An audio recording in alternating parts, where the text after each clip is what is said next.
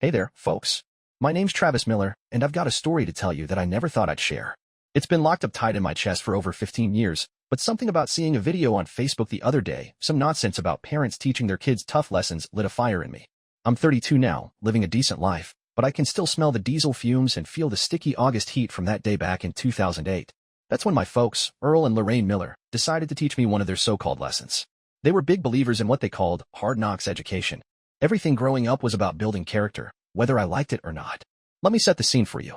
I was 17, just a scrawny kid with a chipped front tooth from falling off my bike years earlier. We were on our way back from dropping my older brother, Jake, off at trade school about 3 hours from our little town in Ohio.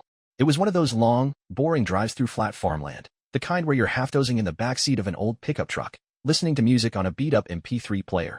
Dad's truck, a rusted-out Ford from the 90s, was rattling along Interstate 70 when he pulled off at some nowhere gas station to fill up. "Travis, go grab me a soda," he hollered from the driver's seat, tossing me a crumpled $5 bill. I dragged myself out of the truck, my sneakers sticking to the hot pavement, and shuffled inside. The place was a dump, flickering fluorescent lights, a clerk who looked like he hadn't smiled since the Reagan administration, and a soda fountain that was out of order. I had to wait while the guy rummaged in the back for a can of Coke. Took forever. By the time I walked back out, soda in hand, the truck was gone. At first, I figured Dad had moved to another pump or something. Then I saw that old Ford peeling out onto the highway, tailgate rattling, and my heart sank. They were leaving me. My phone buzzed in my pocket, a cheap flip phone Mom had grudgingly let me have. It was a text from her. "Let's see how quick you can figure this out. Life's full of challenges, Travis." She even added a winking emoji, like it was all some big joke. I tried calling her back, but it went straight to voicemail. Dad's number 2. After about 10 minutes, another text came through. "Don't waste your breath calling. Dad says this is your chance to prove you're a man. See you at home, if you make it." Now, let me tell you something. This wasn't the first time they'd pulled a stunt like this. When I was 14, they'd locked me out of the house overnight in the middle of January because I forgot to take out the trash. "Maybe some frostbite will teach you responsibility," Dad had said through the window as I pounded on the door. I ended up sleeping in the shed with an old blanket, my teeth chattering all night. They didn't even care, made me shovel the driveway the next morning before I could come back inside. That's the kind of people Earl and Lorraine were. Tough love, they called it. I called it something else. Standing there at that gas station, though, something in me just broke. I was holding that warm can of Coke, watching the highway shimmer in the heat, and I realized I'd had enough. I wasn't going back. I had about $90 in my wallet, saved up from mowing lawns that summer. My backpack was still in the truck with my clothes and MP3 player, but I had my phone and my money. That was enough. I went back inside and asked the clerk, "Hey, mister, where's the nearest bus stop?" He scratched his stubbly chin and pointed down the road. "About a mile that way." "You all right, kid?" I nodded. "Yeah, just need to make a call." I stepped outside and dialed my Uncle Ray, Dad's older brother. Ray was the black sheep of the family, lived down in Kentucky, worked as a mechanic, and hadn't spoken to my parents in years after some big fight I never fully understood. He picked up on the third ring. "Travis? That you?" His voice was gruff but warm. "Yeah, Uncle Ray," I said, trying not to sound like I was about to cry. "Mom and Dad left me at a gas station off Interstate 70. Said it's a lesson or something. I don't know what to do." There was a long pause, then a string of curse words I won't repeat. "They did what?" "Where are you at, son?" I told him the name of the exit, and he didn't hesitate. "Stay put. I'm coming to get you. It's a 4-hour drive, but I'll be there." While I waited, my phone kept buzzing with texts from Mom. "Don't you dare call Ray, Travis. You need to figure this out yourself. Your father's real disappointed in this attitude of yours." I ignored them, turned my phone off, and sat on the curb, sipping that warm Coke. For hours later, Uncle Ray's beat-up Chevy rolled into the lot. He was a big guy, bearded and tattooed, with a voice like gravel. "Get in, kid," he said. "You're done with them." That was the start of it. I didn't go home that night, or ever again. Ray took me in, got me set up in his spare room, and helped me finish high school. I got my diploma, learned a trade, and built a life for myself. 15 years went by without a word from Earl or Lorraine. I thought that part of my life was over. Then, yesterday, my phone started ringing. 22 missed calls, all from numbers I didn't know. Turns out, they'd found me. And now, they want something. I'll tell you more about that in the next chapter. All right, folks, it's Travis Miller again. If you're just tuning in, I left off telling you how my folks, Earl and Lorraine, ditched me at a gas station back in 2008 when I was 17, thinking it'd teach me some kind of lesson. I didn't go home that day. Instead, I called my Uncle Ray, who drove 4 hours to pick me up and gave me a new start in Kentucky. That was 15 years ago, and I hadn't heard a peep from my parents since. Built myself a good life, too, got a little auto repair shop now, a wife named Kelly, and a couple of kids. Thought I'd left all that mess behind me. Then, yesterday, my phone started blowing up, and everything came rushing back. I was in the middle of a busy day at the shop. Got a couple of cars up on lifts, grease under my fingernails, and country music playing on the old radio in the corner. I don't check my phone much during work hours, keeps me focused, you know? But when I stepped outside for a quick break around noon, I saw 22 missed calls on my cell. Most were from numbers I didn't recognize, but 3 were from my brother Jake. Now, Jake and I hadn't talked much since he went off to trade school. He'd stayed in touch with Mom and Dad over the years, but I'd made it clear I didn't want anything to do with them. Seeing his name pop up gave me a bad feeling in my gut. I wiped my hands on a rag and listened to the first voicemail. It was Jake, sounding all shaken up. "Travis, it's me. Look, I know we haven't talked in forever, but Mom and Dad found you. They're freaking out, man. Just call me back, all right? Not them, me." My stomach twisted into a knot. Found me? How? I'd moved states, changed my name on social media, kept my business low-key. The next few messages were from my parents. Mom's voice was all weepy and dramatic. "Travis, honey, it's your mama. We've been so worried about you. Please call us back. We just want to talk." Then Dad, gruff and loud. "Boy, you owe us an explanation after all these years. Pick up the damn phone." I sat down on an old tire stack outside the shop, staring at my phone as it kept buzzing with more calls. Owe them? That's rich, coming from the people who left me stranded on the side of the highway like I was nothing. The last voicemail was Dad again, sounding like he'd had a few beers. "You think you're some big shot now, huh? We made you who you are, Travis. You can't just walk away from family like that." I turned the phone off and shoved it in my pocket. My hands were shaking, not from fear, but from anger. 15 years of silence, and now this? Later that evening, after I'd closed up the shop and gone home, I told Kelly about it. She's a tough woman. My Kelly grew up on a farm, knows how to handle herself. We were sitting at the kitchen table, kids already in bed, and I laid it all out for her. "They're calling me, Kel. After all this time. I don't know what they want, but it ain't good." She reached across the table and squeezed my hand. "You don't owe them nothing, Travis. They made their bed." What did Jake say? I hadn't called Jake back yet, but I figured it was time. I grabbed my phone, turned it back on, and saw a text from him. "Meeting tomorrow, 8 a.m., diner on Route 12. Just me, I swear. We need to talk." I sighed and texted back, "All right. I'll be there. Alone, or I'm gone." Then I looked at Kelly. "Guess I'm meeting Jake tomorrow. He says it's just him, but I don't trust it. Not after all this." The next morning, I pulled my truck into the parking lot of the diner on Route 12. It's one of those old-school places, red vinyl booths, coffee that's been sitting on the burner too long, and waitresses who call you hon. Jake was already there, sitting in a corner booth, shredding a napkin into little pieces. He looked older than I remembered, thinning hair, bags under his eyes, but still had that nervous energy he'd always had as a kid. I slid into the seat across from him. "All right, Jake. What's going on?" He didn't waste time. "They're in deep trouble, Travis. Dad's been playing the slots at the casino, lost everything. Mom's been buying junk online, racking up credit card debt. They're about to lose the house, bank's foreclosing.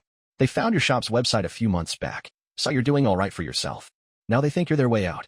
They need 30 grand to keep the house." I leaned back in the booth, letting that sink in. The waitress brought me a coffee, and I stirred in some sugar while I thought it over. "So they tracked me down because they're broke, and now they want my money? After what they did?" Jake nodded, looking ashamed. "Yeah, I told them to leave you alone, but they won't listen. They're desperate. Dad's drinking more than ever, and Mom's a mess. They think you owe them for raising you." I took a long sip of coffee, feeling the bitterness match the mood. "Why are you here, Jake? Why help them after everything?" He looked down at the table, his voice barely above a whisper. "They're still our parents, Trav. I know they messed up, but I can't just watch them crash and burn. I figured you should know what's coming. They're planning to show up at your shop tomorrow." That hit me like a punch to the chest. "Tomorrow? They know where I work?" Jake nodded. "Mom found the address online. They're convinced they can guilt you into helping. I tried to stop them, but you know how they are." I set my coffee down and pulled out my wallet to pay for it. "Thanks for the heads up, Jake. I'll handle it. But you need to know something. I'm not their piggy bank. They don't get to waltz back into my life and demand anything. Tell them that, or don't. I'm done playing nice." I got up to leave, but Jake grabbed my arm. "Travis, wait. They're my family too. Don't shut me out over this." I looked at him, saw the kid he used to be, and softened a little. "You're my brother, Jake. That's why I'm here. But I'm not bailing them out. Block my number after this if you have to. I mean it." I walked out to my truck, feeling his eyes on me as I left. "They were coming tomorrow, huh? Fine. Let them come. I'd be ready." Hey, folks, it's Travis Miller back again. If you've been following along, you know my parents, Earl and Lorraine, left me at a gas station back in 2008 when I was 17, thinking it'd toughen me up. I didn't go home. Instead, I moved in with my Uncle Ray in Kentucky, built a life, and hadn't heard from them in 15 years. That is, until yesterday, when my phone lit up with 22 missed calls. Turns out, they're broke, about to lose their house, and they think I'm their golden ticket because I run a little auto repair shop now. My brother Jake met me at a diner this morning and warned me they're planning to show up at my shop tomorrow, looking for 30 grand to save their house from foreclosure. Well, I'm not rolling over for them. Let's talk about what happened next. After I left the diner, I drove straight back to my shop. My head was spinning, but I wasn't about to let Earl and Lorraine catch me off guard. I've spent 15 years building something good, a business, a family, a life, and I'll be damned if they think they can waltz in and take it from me. First thing I did was call my buddy Mike, who's been my lawyer ever since I set up the shop. Mike's a no-nonsense guy, grew up in the same kind of rough-and-tumble family I did, so he gets it. I told him everything about the gas station, the years of silence, and now this sudden demand for money. Travis, you don't owe them a dime, Mike said over the phone. Legally, they've got no claim on you. You were a minor when they abandoned you, and you've been on your own since. If they try anything, we can hit them with harassment charges. You want to play defense or offense here? I thought about it for a second. Defense would be waiting for them to show up and dealing with it then. Offense meant getting ahead of the game. Offense, I said. I want to be ready when they walk through that door. Mike told me to come by his office that afternoon, so I did. We sat down in his little room full of law books and file cabinets, and he pulled out some paperwork. Here's what we can do, he said. First, we file a restraining order based on their history of abandonment and the fact they're harassing you now. Second, if they're in debt like you say, we can look into their financials. Might be useful if they try to pull some sob story on you. Third, I'd recommend security at the shop tomorrow. You got cameras? I nodded. Yeah, got a couple installed last year after some punk tried to break in. Mike grinned. Good. Record everything. If they show up and make a scene, we've got evidence. By the time I left Mike's office, I felt a little more in control. Next stop was the shop. I called my 2 employees, Carlos and Jenny, and told them to come in early tomorrow. Carlos is my lead mechanic, a big guy who doesn't take nonsense from anyone, and Jenny runs the front desk, sharp as a tack and good at keeping things calm. I filled them in on the situation. My folks might show up tomorrow, probably around opening time, I said. They're desperate and might get loud. I've got security coming, but I need you both to keep an eye out. Carlos, if they get physical, you step in. Jenny, you call the cops if it goes south. They both nodded, no questions asked. That's the kind of crew I've got, loyal and tough. That night, I sat down with Kelly at home. The kids were asleep, and we were in the living room, a couple of beers on the coffee table. I told her about my plan. Mike's getting a restraining order ready, and I've got security lined up for the shop. They're coming tomorrow, Kel. Jake says they want 30 grand, but I'm not giving them a penny. She took a sip of her beer and looked at me, her eyes steady. You sure you want to face them, Travis? You don't have to. We can let Mike handle it, keep them away. I shook my head. No. I've been running from this for 15 years. Not anymore. They want to see what I've made of myself? Fine. They'll see it, and they'll see I don't need them. Kelly reached over and squeezed my knee. All right. Just be careful. They're not worth your peace, Trav. I nodded, but deep down, I knew this wasn't about peace anymore. It was about showing them they don't own me. Never did. The next morning, I was at the shop by 6. Carlos and Ginny were already there, and I'd hired a security guy named Tony through a local outfit Mike recommended. Tony was a retired cop, built like a linebacker, and carried himself like he'd seen it all. I showed him the cameras and gave him the rundown. My parents might show up around 8. They're loud, probably emotional, maybe aggressive. I just need you to keep it under control if it gets out of hand. Tony nodded. Got it, boss. You want them escorted out if they cross a line? Yeah, I said. And make sure the cameras catch everything. By 7:30, everything was set. The shop was open, Carlos was under a car, Ginny was at the desk, and Tony was posted by the door. I stood in my office, a little room with a glass window looking out over the garage, watching the clock tick closer to 8. My phone buzzed with a text from Jake. They're on their way. Tried to talk them out of it, but they wouldn't listen. I'm sorry, Trav. I didn't reply. Let them come. I'd spent 15 years building something they couldn't touch, and now they were about to find out just how strong I'd become. Sure enough, right at 8, I saw them pull into the lot. That old Ford truck was still kicking, though it looked worse than ever. Rusted fenders, a cracked windshield. Earl climbed out of the driver's seat, his gut hanging over his belt, gray hair thinning under a baseball cap. Lorraine got out of the passenger side, her hair dyed a brassy red, wearing a flowery dress that looked 2 sizes too small. They marched toward the shop, heads high like they owned the place. I took a deep breath, stepped out of my office, and waited for the storm to hit. Hey there, folks, it's Travis Miller again. If you've been keeping up, you know my parents, Earl and Lorraine, left me at a gas station 15 years ago as some twisted life lesson when I was 17. I didn't go back home, moved in with my Uncle Ray in Kentucky, built a life, and now I run an auto repair shop. Yesterday, after 15 years of silence, they started calling me, wanting 30 grand to save their house from foreclosure. My brother Jake warned me they were coming to my shop this morning, and I got ready. Lawyer, security, cameras, the works. Well, they showed up right on time, and things got real messy real fast. Let's dive in. It was 8 o'clock sharp when Earl and Lorraine pulled into the lot in their beat-up Ford truck. I was standing just outside my office, watching through the big glass window that looks over the garage. Carlos was under a car, wrench in hand. Ginny was at the front desk, and Tony, the security guy, was by the door, looking like a brick wall in a polo shirt. My heart was pounding, but I wasn't scared, just ready. I'd spent 15 years waiting for this moment, even if I didn't know it until now. The shop door swung open, and in they came. Earl was leading the charge, his face red and sweaty, wearing an old flannel shirt and a stained cap. Lorraine was right behind him, clutching a purse that looked like it had seen better days, her eyes already wet with tears. The second she saw me, she let out this big, dramatic wail. "Oh, Travis, my baby boy. Look at you, all grown up." She lunged toward me like she was going to hug me, but I put my hands up and stepped back. "Hold on," I said, keeping my voice steady. "Let's keep this civil. Sit down and say what you came to say." Earl puffed up his chest, like he always did when he was about to lay into someone. "Civil? You call this civil, boy? Ignoring your own parents for 15 years, letting us rot while you sit here in your fancy shop." I gestured to the 2 chairs in front of my desk. "Sit," I said again, harder this time. Lorraine plopped down, sniffling into a tissue she'd pulled from her purse, but Earl stayed standing, glaring at me. "I ain't sitting nowhere until you explain yourself," he barked. "We raised you, fed you, put a roof over your head, and this is how you repay us." I leaned against my desk, crossing my arms. "Repay you? Let's talk about that. You left me at a gas station 3 hours from home when I was 17. Told me to figure it out, like it was some game. That wasn't raising me. That was dumping me. I've been on my own since, and I did just fine without you." Lorraine started sobbing louder, but I didn't flinch. "You came back that night," Earl shouted, pointing a finger at me. "We drove back to get you, but you were gone.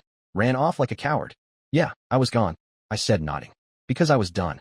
Done with your lessons. Done with getting locked out in the cold. Done with being told I wasn't good enough. I called Uncle Ray, and he took me in. Best thing I ever did." Earl's face turned purple, and he took a step toward me. "Ray? That no-good brother of mine? He poisoned you against us." Before he could get closer, Tony stepped forward, putting a hand on Earl's shoulder. "Sir, you need to calm down and keep your distance," Tony said, his voice low but firm. Earl shrugged him off, but didn't push it. Lorraine piped up, her voice all shaky. "Travis, honey, we're in trouble. The bank's taking our house. We've got nowhere to go. You've done so well for yourself. Look at this place. Can't you help your own parents? Just $30,000. That's all we need."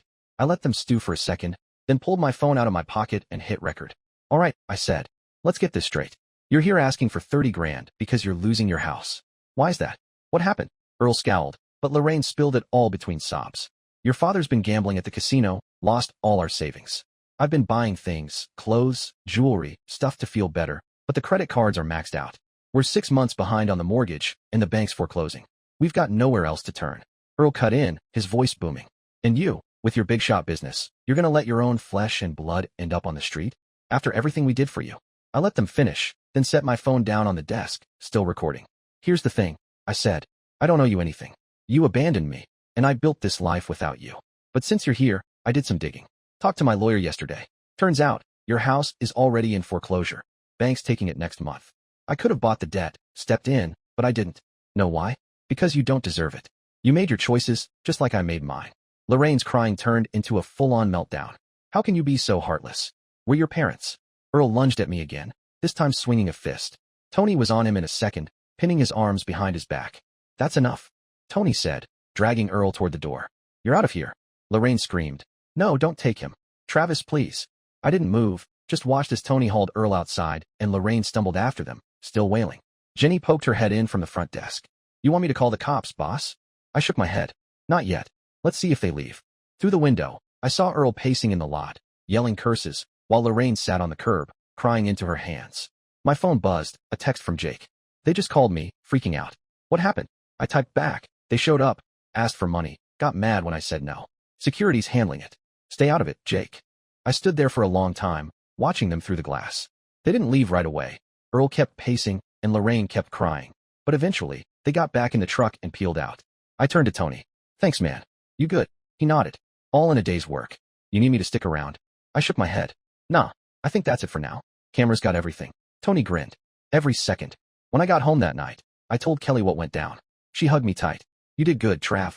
They don't get to hurt you anymore.' I nodded, but I knew it wasn't over. They'd be back, one way or another. And I'd be ready.